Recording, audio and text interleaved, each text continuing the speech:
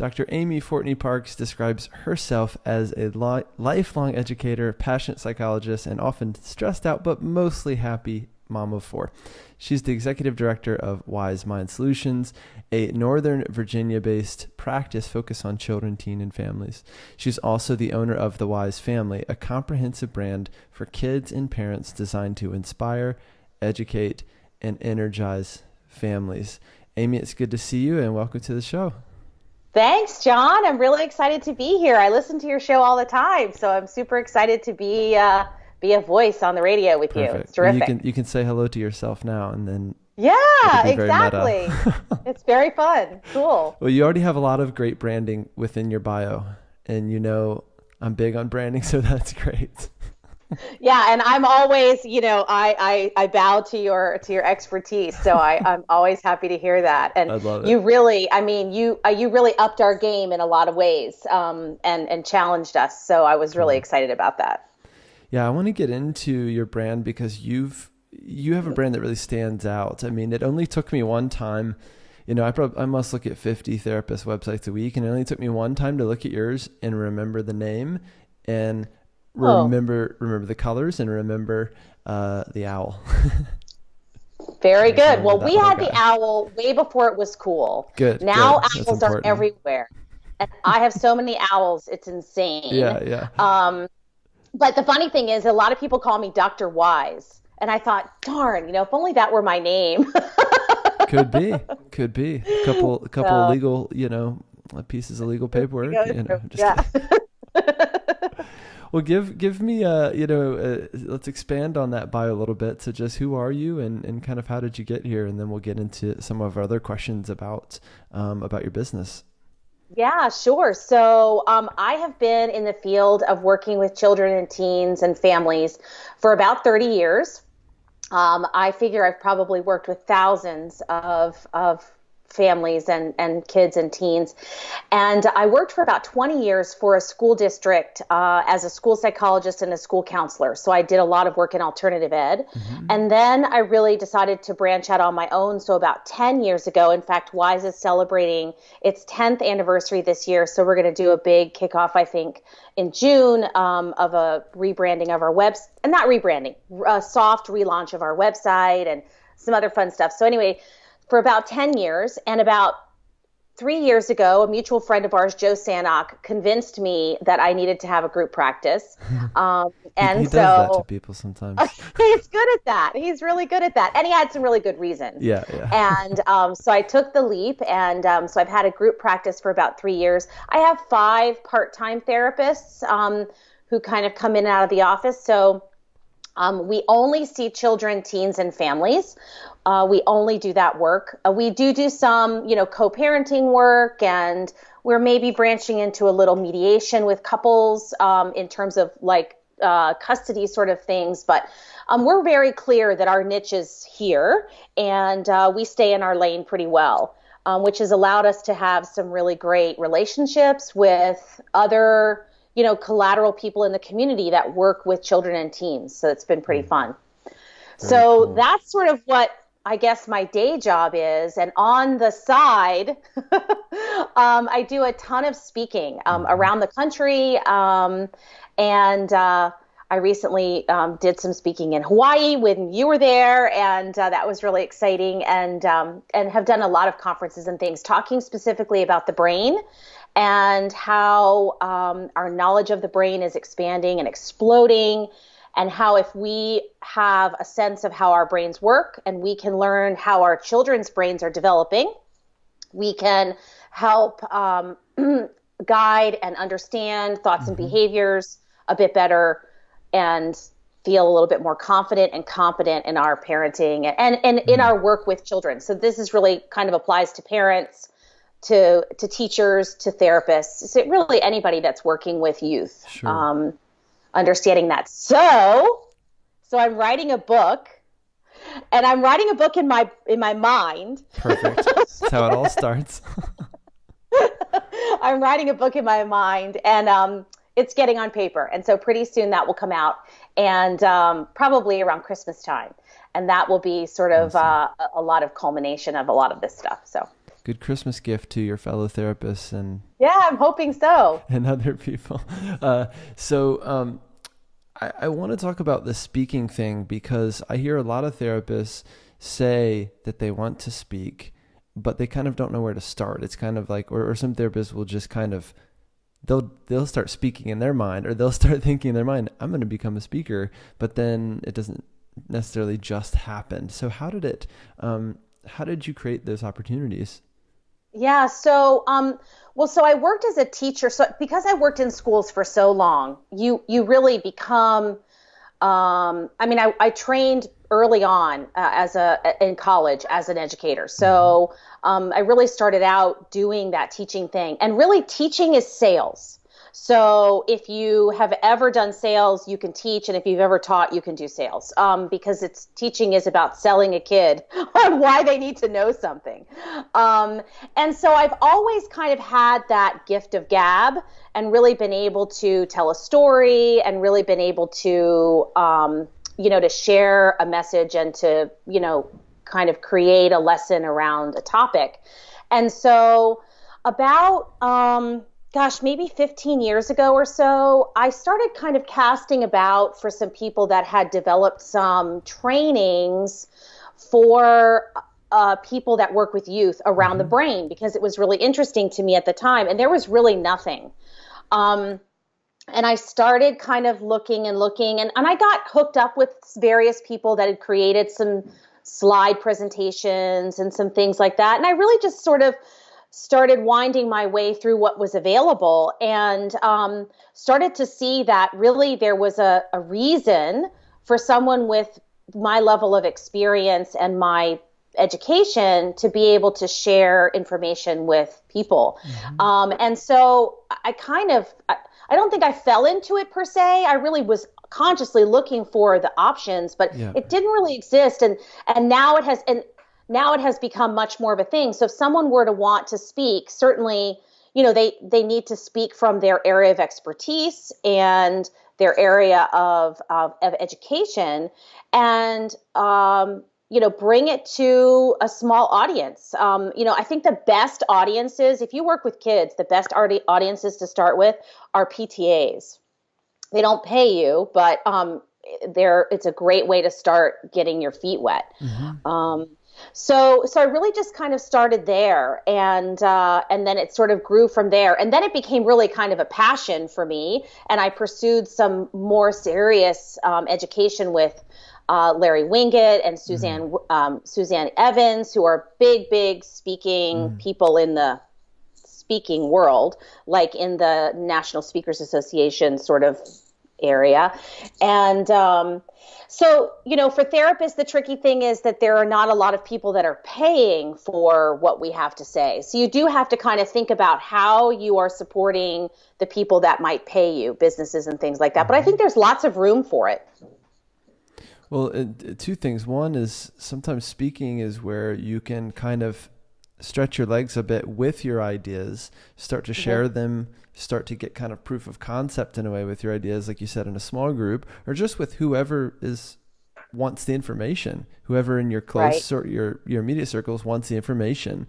And also, there's so much that can come from a speaking engagement of any kind. So even if you're not getting paid, you have a service or product, in your case, a book, all these things. But for a therapist, it could be, you speak and then you get one client from it. And that client generates a few $1,000s for your business. Exactly. In my area, I don't ever charge a school to speak the first time. And I almost always leave with at least 25, 30, 35 people on my list to add to my list, who get my weekly email. And when I do bigger audiences, the reason why I decided to write the book was because I would speak about something and I would have a line of people afterwards that wanted to talk to me. And it's funny because I think that as therapists, we undervalue our zone of genius. And that is sort of the area that you know so well that you don't understand why other people don't get that. you're like, wait a second, don't you understand how your brain works when you're feeling anxious? Like, why doesn't everybody know that? And that's because it's your zone of genius. It's so natural to you that you just don't think about it. And so I think as therapists, we undervalue that. And so I would have these speaking opportunities and I would leave and people were still hungry. And so then that was the clue to me that, maybe I should do something to sell them something afterwards or give them something, of course. But, I need to extend this relationship and there's more that I could share. So that was sort of how that happened. It's very smart. We always have to think of the next step for people whenever you're engaging or building an audience or building a business or whatever. So a mistake is that some therapists who will do the right things in setting up a speaking engagement will do the speaking engagement, do it really well. And at the end they go, okay, bye. Thanks for coming. And I go, well, how are you going to keep in touch with all those people that now really like you and want to hear more? It's like, oh, whoops. Forgot. Yeah, so I have a very specific process. So I do one of two things depending on the audience. I either give them a number that they can text and they text that number. I use MailChimp for I've gone through all the fancy ones and I went back to MailChimp because I don't need fancy. Maybe I do, but I don't think I do. So anyway, they can text a number and it puts them through kind of an quick onboarding sequence. Or I give them a card. I don't have any in front of me, but it's just a regular card. I have it printed and it asks for their email address. And if they'd like to speak to me privately, they can check a little box. And then on the back of it, they can ask a question. And so the fun part of that has been that when I get the back of the card, that tells me what I need to write my next blog about. Extremely smart. It builds in sort of a natural sort of mechanism for what are people thinking about right now. And so that works out really well. So I do that. I try to have a pretty decent nurturing sequence, but it always needs work. And then I always follow up, always write a thank you note, personal handwritten thank you note to the person that booked me. Wow. I don't care who it is. It can be anybody. But that's a huge thing because when you do that, you are saying how it was so important to you that they made that connection for you. And because of that handwritten note, I get so many callbacks. And that's like a tiny little thing, but it makes a huge difference because people don't do it. Totally. Now, I mean, there's a lot in there, and I'm really impressed, first of all. You're doing a lot more than most therapists. And you're thinking ahead. You're thinking about your marketing all the time, which is essential. But how did you learn to do all these things? Well, it's funny because I met a therapist who's from Australia when we were in There's a lot of Hawaii. therapists in Australia. Yeah, so I met Jo Muirhead, who was in Hawaii with us, and she said, "Amy, you're odd." And I'm like, "What do you mean by that?" This could go she anywhere. said, "You're friends on Facebook with a lot of people that most people aren't friends with that are in our circle." So kind of what happened was, I guess sort of by accident, I have a friend who wrote a book. And she is, it's called The Healthy Girl's Guide to Breast Cancer. And she is in New York in all these circles that do masterminds and marketing and speaking and things like that. And so in hooking up with her, becoming friends with her through a mastermind with somebody else that was a business sort of life coach person that we hooked up with about 10 years ago, I just got sort of rolling into this group of people that do marketing and do business outside of the therapy space. Yeah, they're non-therapists. They're not therapists. Yeah. They're not therapists, even remotely. I mean, yeah, they're like the Gary. I mean, I've been in a room with Gary Vaynerchuk, sat next to him. He insulted me, and it was just typical. So anyway, but he did he tell you you're not posting enough times a day to Instagram? No. I asked him. I said, because we could ask him one question, and I said, what would be the one question that you would want to ask a psychologist, that a child and adolescent psychologist? Like, I had to word the thing really perfectly, right? because I had like 30 seconds. What would be the one question, because he has children, what would be the one question you'd want to ask a child psychologist about your children, about parenting? He said, I wouldn't want to ask them absolutely anything. I'm a great parent. I'm like, okay. I'm not surprised by that. I'm not even remotely surprised. But I was like, okay, forget he would probably that. say, I already know how to parent, or just tell your children to hustle harder, grind harder, cut out the BS. You know, that's kind of his whole brand. So It's I've like, sort of run in those circles a little bit, you know, and a lot of those people are super fun and super energetic and are doing totally different things. I mean, not therapy things. And so because I was running in those circles and I knew people that were doing marketing and doing speaking marketing and things, I have just sort of developed and built that and sort of put it back into therapy. The thing that's been fun is that I've been able to stay in my therapy lane, but take all this stuff and bring it to here, which I think is pretty cool. Like I didn't get distracted by that stuff, which is amazing to me that I didn't get distracted. well, there's just so much that we're missing as therapists. There's so much that we don't know, and there's so much of just doing whatever your neighbor's doing. Even if it's not working, or even if you don't know why you're doing it, or, you know, there's a lot of examples of that, but it's essential. Well, and to that learn kind from of other speaks business to my owners. thing. I know when you're going to ask me later sort of what I want to say to all therapists, and what you're saying right now speaks to that. So when we get to that, we can circle back around to this. But I think that there are a lot of things that we're not paying attention to because we feel like we don't fit into that crowd. And I think that that's a mistake. Well, let's say more about that. Let's just do that question. What do you want every therapist to hear? Yeah, well, I think that what I want every therapist to hear is that you really can never stop learning, and that you need to come to every training, every opportunity, every client session with a beginner's mind.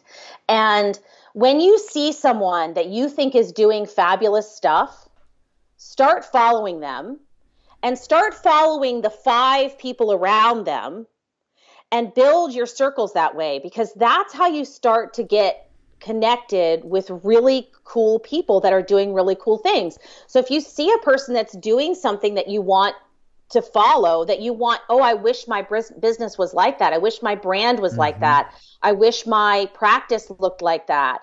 Then look at that person, start following them, and follow some people, you know, around in their circles and start paying attention to what they're doing. That's all I did. So when I see somebody that's doing, and I'm not saying copy them, but follow them. So when I see somebody like you who's doing, like, you know, certain stuff on Google, and you're building this, like, I'll watch how you're doing it. There's a guy who's launching a book from Australia, and in the coming months, and I've been watching his sequence of how he's doing things. So even if it is your neighbor and you like how your neighbor's doing something, start thinking, okay, well, how can I incorporate into my values? How do I incorporate that into what I do on a daily basis? How can I make that work for me? I love it. I mean, yeah, even just a piece of it. There's always something you can take. As an example, when I was trying to learn more about email marketing, I just subscribed to everyone's email list I could find. And I went through their nurturing sequence. I did their opt-in. I even responded to some emails, and I still do that a little bit just to see what's working, to gauge my own reaction to other people's marketing. It's very valuable information for you. Yep, because ultimately you're going to do it the way that you're going to do it, but it needs to be informed enough. Yeah. So I love that. And I think too many therapists give up too soon on something, and without really trying for long enough. So, go ahead. Doing therapy is hard work. I mean, there's no doubt about it. It's a lot of work. And, I'm preempting all your questions for you, John, but one of the questions you also ask is, like, what was my biggest setback? And I think for therapists, and for everybody really, but for therapists, it's a lot of mindset, because you're spending a lot of time in a lot of people's yuck, right? And it's so easy to stay there, and it's so challenging to come out of that and live your life and have a family and do that, that to think about figuring out how to follow some speaker person that you think would be really cool is like mind blowing for people. And so leverage, you and I both, I know, are big believers in leverage your time. If you can't do that, find someone who could do that for 2 hours a week for you. Start small, but understand that it's a huge energetic drain to do our work, and recognize that and honor that. And if there are other things that you want to do, set aside a day that you're not seeing clients. Mm-hmm. Because when I started, and this was from Joe Sanok, when I started noticing that if I saw a client, for $200 an hour or whatever it was, whatever it is, $100 an hour, and then I spent an hour doing something to up level my business, there was not equal payoff. Like I would get so much more from that hour. So I could see individual clients, and then I could spend a day up leveling my business, which just makes it go like this. Mm-hmm. Well, the problem is that we can't see the fruits of our labor right away. So sometimes therapists actually, they gravitate toward their clinical work almost too much and neglect the business, or neglect the email list, or the opt-in, or the speaking engagement, or whatever it is, like the website, whatever it is that's going to actually reap some rewards a bit later. We're really not good with delayed gratification. There's probably all sorts of brain stuff about this, but part of the appeal, and I think what's like gratifying for therapists, is see a client make money, right? Or even be handed money. Think about that as a reinforcement cycle, or think about that behaviorally. And so therapists can go on neglecting other parts of their businesses because they don't understand the idea of scale. They don't have a plan, right? They're just kind of getting through the day and then hoping that the business still stays afloat just by some magic out there. Right. Yeah. And most of the time you're right. The reinforcements are there. So it's sort of easy to kind of continue to move through the steps, and that's okay. If that's where you want to stay, that's fantastic. We need more therapists. We need people working with other human beings. We need that. And if you want to do something else, then you do have to recognize there has to be room for that. And so when you make room for that, then, that will happen. So you have to sort of make some decisions about that. And that's, I think, the tricky thing. Mm-hmm. Awesome. So, what else is having the biggest impact on you and your business right now? I was thinking a lot about this question, and I decided that the biggest impact on me, I think the question was the biggest impact on my business and the biggest impact on the profession. I think that those were the questions. And the answer to both of those is the word anxiety. Because I think the thing that has the biggest impact on people's businesses, especially therapists who have no idea how to run a business, is so much anxiety around the process. I mean, just being on a group practice Facebook group, and the anxiety around, can I send out an email to my email list? Does it have to be HIPAA compliant? Yeah. Like, really? Like, why? Why does it? Why? No, of course it doesn't. That's silly. I mean, and so just the anxiety around rule following and doing it right. And I believe so strongly in failing fast. Mm-hmm. Just do it. And if you're wrong, then wipe it up and do it again. This has everything to do with your outcome and everything to do with your success. There are a lot of therapists listening right now who are completely paralyzed by the what ifs and by getting in trouble, doing it wrong, pissing someone off, charging too much, charging too little. And it's absolute madness, and it absolutely needs to stop. And you have to face that within yourself at some point if you're going to move forward. Or, I've been trying to give this permission lately. Sometimes business isn't for everyone. If you can't overcome that anxiety and you can't push through and you can't deal with, new, novel, ambiguous situations where you feel like you don't have the skills yet, well, get the skills. Right. It's really fascinating to me as therapists where our job is about being uncomfortable and encouraging our clients across from us to embrace sort of the feeling of discomfort. Mm-hmm. Yet we are so discomfort averse. I mean, we're so terrified to be uncomfortable. It's because we're trained clinically to deal with ambiguity, right? Or to deal with the fact that even in therapy itself and the process is an ambiguous, task in a way. And so we learn to reconcile with that, or to reconcile with, let's say, a client who's kind of suicidal.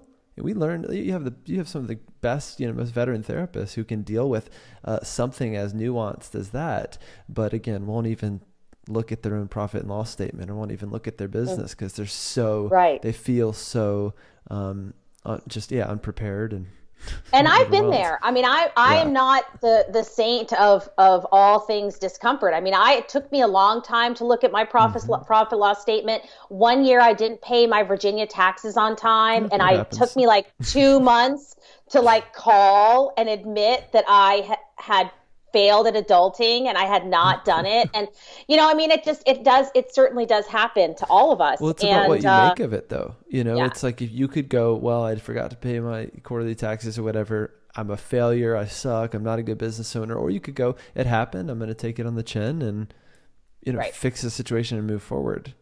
Right. So it's really not about, like you said, it is about failing fast, and it's not about, oh my gosh, what if I fail? It's about having failures all the time, but then how do you recover from them? Right. And so that's what's impacting our profession too, and our clients, because I see anxiety on a daily basis to the point that I'm concerned that we're almost even overusing the word. But it's really curious. People are so terrified of making a mistake, so terrified of letting their children make a mistake. So terrified of going down a road that they feel like is going to take them the wrong way. And so I think, as a profession and as a personal, in my personal life, I think, I see that the most impactful phenomenon that's happening right now. And, it's worrisome. I mean, I think that we have created in our brains this sort of restriction through anxiety and being worried and fearful and afraid to fail that doesn't allow us to have the freedom. I mean, there are certain mechanisms in the brain that can't function when you're anxious. And so we've limited our ability to remember things and to celebrate things and to recognize things that are going well. I always tell therapists whenever I have a meeting with therapists, and I actually tell everybody this, so let me just say it out there. This is part of my book in my mind. And that is that if I tell you right now that I want you to spend the rest of the day today looking for the color yellow, just everywhere you look, just pay attention and notice when you see the color yellow. And then tomorrow you're going to report back to me and you're going to say, holy heck, I saw more yellow yesterday than ever. Everything is yellow. What is that about? And I'm going to tell you, look, there was no more yellow, John, yesterday than there was today. But you were paying attention to it. You were noticing it. And so when we're noticing the things that make us anxious and the things that make us worried and the things that are getting in the way of our success, there's more than we can even handle. And if we start noticing the things that are not getting in the way, the things that are going well, the things that are successes, we're going to start seeing more of those too. Very powerful. It's going to be hard to top that here in this podcast. I was going to ask you, is there anything we're missing? But that's enough for therapists to chew on for a few weeks and try to implement. Because it's one thing to understand that in concept. It's another thing to do it every day, and to reconcile with our own anxiety. But it really is in complete parallel with a therapist's success or a business owner's success. So, well, with that because it's completely incompatible. I mean, it's incompatible to look for something that's going wrong while you're also looking for something that's going right. Those are two incompatible circumstances. So anyway. Well, yeah, and we can make them both voluntary. It's just that anxiety tends to be, voluntary to some extent. But yeah. So, well, this has just been chock full of amazing information, which is why I wanted to have you on. So you did not disappoint. I'm excited. Is anything missing from the conversation? Anything else you want to say as we wrap up here? And then you can kind of lead us out with how people can find out more about you and how they can get in touch. Yeah, I wanted to say it took me a long time to answer the question you asked of what I wish I had known 5 years ago, because there's so much I wish I had known 5 years ago and stuff I wish I had known yesterday and and all of that. But I think one of the most important closing sort of messages I want to share is that so much of what we do in daily life and in our work as therapists is about having a mindset of, a beginner's mind, a mindset of being open to the possibilities and learning and, staying kind of alert to life. And if we can't do that for whatever reason, then we as therapists need to feel less shame around getting our own help. So I wish 5 years ago I had started working with a therapist then. And I started working with a master therapist, like a therapist. A master therapist just to me means somebody that's been doing it longer than me. But and about 3 years ago, and that was really powerful for me because it helped me to get rid of some of the stuff, like offload some of the stuff I was carrying around from my cases and in my own life. And so I would say capturing that mindset is about asking for help when you can't. That's it. Wonderful. Amy, how can people find out more about you? So we have a website now that's going to change hopefully around June the 1st a little bit, but it's called, our website is thewisefamily.com, thewisefamily.com. And our logo is a bunch of owls. So look for the owls. There's one owl falling off the branch. It's an owl family, which is pretty fun. And when you go to our site, there'll be a pop-up and you can sign up for our weekly newsletter, which is all kinds of brain-related and family-related sort of information. We'd love for you to do that. You can also find us on social media at Wise Families. We're on Facebook and Instagram. So either way, like that. That's it. Amy, thanks so much for doing this and for spending some time with me. Thanks, John. I loved it. And I hope you're having a great day there. All right. Talk to you soon. Take care. Bye.